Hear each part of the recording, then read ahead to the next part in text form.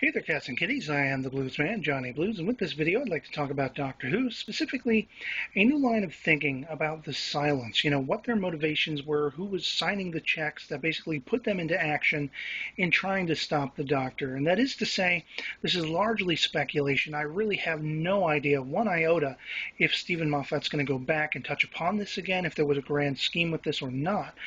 For all we know, it could be something he leaves by the wayside, and we never get an answer to what was up with the Silence. But basically, I started to consider, what were their motivations, especially being that what we saw happens at Trenzalore in the name of the Doctor is essentially the Doctor encountering the John Hurt Doctor, an unknown previously incarnation of his own self, unknown to us, the viewer, in any case. And basically, I made some notes that I'm going to be referring to in this video because it's all kind of timey-wimey and hard to keep a straight train of thought with this whole theory. But essentially, I was beginning with the question, what if the Silence was working for the John Hurt Doctor? And so basically, looking at what the Silence were doing, they didn't want the Doctor to make it to Trenzalore because the question that should never be asked would be the fall of the 11th would occur. What is that? What does that all mean? It doesn't make any sense when you have the Great Intelligence baiting the Doctor there and what we saw occur in the name of the Doctor. To stop him from getting there, the Silence were willing to kill him. They brainwashed River, his wife, and basically tried to put an end to his life. And it's like, why?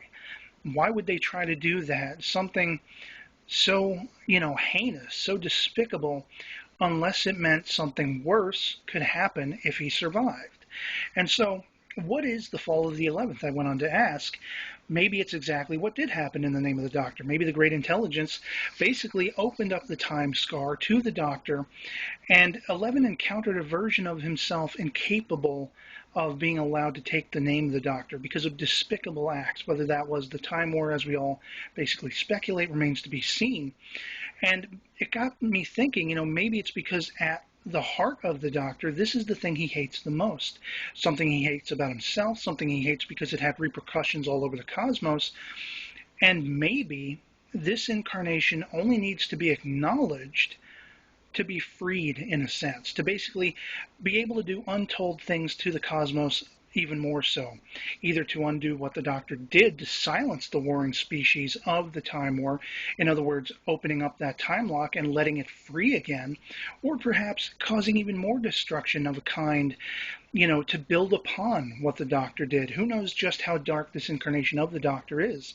He seemed somewhat apologetic for what he did, but there's no telling. He could be akin to the Valeyard, some dark incarnation of the Doctor. And so it got me thinking that if this were true, it would make a kind of sense why the Silence would be trying to kill the Doctor in order to kind of also save him on the same token.